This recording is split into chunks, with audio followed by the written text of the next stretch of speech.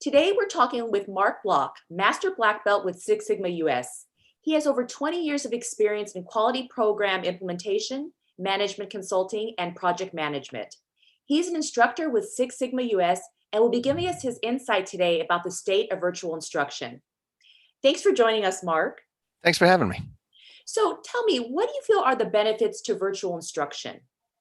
There are many actually, and more have come along within the past year and a half with this pandemic that we've been dealing with.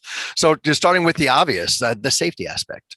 We still have people, whether they're immunocompromised, if they're in a hotspot area, concerned about being co-located in a room with others. And this virtual environment allows people to stay safely separated while still maintaining the learning aspects. In addition, there's the benefits that have been around since pre-pandemic times, which is the very obvious cost savings, the travel costs, the lodging costs, the meal costs. So the benefit of being able to stay at home in the local area and still receive the training. And what I've also found is one of the biggest benefits pre and post pandemic is the lower stress load. When people travel away from home and they're staying in a hotel, they're away from friends, they're away from family, they're away from their jobs, the stress naturally builds up. How much of a mountain is building up that I need to go home to? So by being able to go home, so to speak, each night, being able to go home at lunchtime, go home at the end of the day, really allows people to lower that stress load and put their focus into learning where it needs to be. Makes sense. Completely agree with you on that.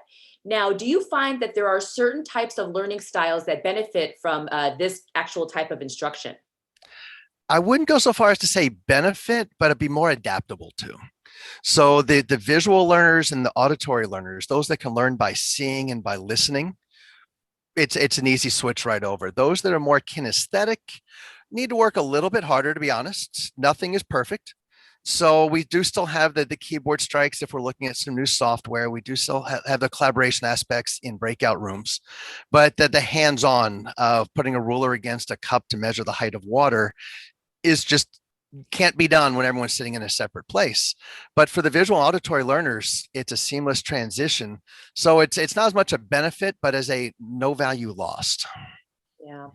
Now, what do you see is how can virtual training like this enhance collaboration among students? Oh, there's an easy one. The cost of travel to bring a worldwide team for a worldwide or nationwide team when you've got people that are not co-located spread across a nation, a continent, the world is exorbitant. And by coming together in this virtual environment, something that this pandemic has taught us all in and out of the education and training environment, is we can have teams that are very spread out coming together in a virtual meeting room. So it enhances that collaboration. We get to know people from our other sites. It helps with our diversity of thought, diversity of experience, diversity of perspective. So it really helps that collaboration. It's not limited to who's at site A getting one training, who's at site B getting a different training. So site A and site B work together. They're trained together, simultaneously able to more freely exchange ideas. Yeah. And bringing more people together in some ways more beyond than the traditional setting in a way. It is very much a flattening of the world. Yeah. Much as happened with commerce, with the internet, the big leaps forward we've made in online virtual training has allowed a flattening of the education and training environment as well, that people can come together a whole lot more quickly, easily, safely, cost effectively. Absolutely. Now, how can a student actually derive benefits from virtual instruction over a live class? They can get benefits. One, the greater availability of the online classes.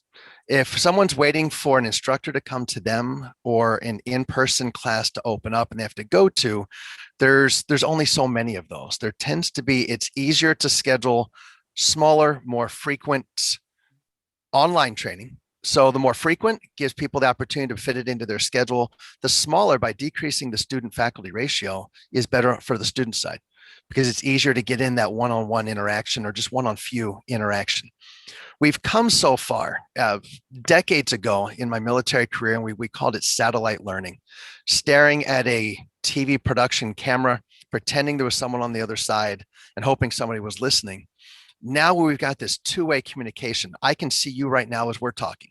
I can hear you immediately without assuming that you're listening. I can see your head not at the moment. So I know that we're fully engaged, almost have that virtual eye contact. So the drawbacks of the old satellite learning have really essentially been overcome. So by doing that, that value proposition has really gone up. So it allows everyone to get more for what they paid for. And that's a huge, huge benefit. Huge benefit. Completely agree with that. So what steps should students take to really fully maximize their instruction in this environment? Well, this kind of dovetails really nicely with what we talked about just a couple of minutes ago, in that by being in that home environment, whether it's the home workplace or the true home environment, lowers the stress because you can deal with things when you're not in class. The other side of that is when the student is in training, they need to be in training. They need to be mentally, physically there. So setting aside those distractions, knowing that there will be time to deal with them during the breaks, during lunch, after class, overnight. There'll be time to deal with those, but now's not the time. So when you're in the training, maximize that use. Create that learning space. So we're not going into, if we're in a virtual environment, we're not going into the hotel conference room. We're not going into the boardroom and shutting the door. So the student needs to do that on their own. They need to go into that conference room, that boardroom, whether it's a room at their house or a private corner of the office space, and close the door physically or virtually to create their own learning space, their own classroom, to minimize those distractions so that they can truly focus on that training at the moment. And that'll really maximize the instruction by minimizing the distractions. Yeah, and create a better learning environment for everybody. It's a good Oh, thing. no doubt, no doubt. Yeah. Well, Mark, we appreciate your time. Thank you for providing us your insight today. It was great. Again, thanks for having me. I really enjoy this. I look forward to meeting many, many, many more students from all over the world through this virtual environment, and maybe someday in person as well. There's benefits and drawbacks to both. Virtual, I'm loving it. It's great. It definitely has changed the world as we see it, the learning world for sure. So Mm-hmm. For the better, I think. absolutely. Absolutely. Thank you again. You bet. Thank you.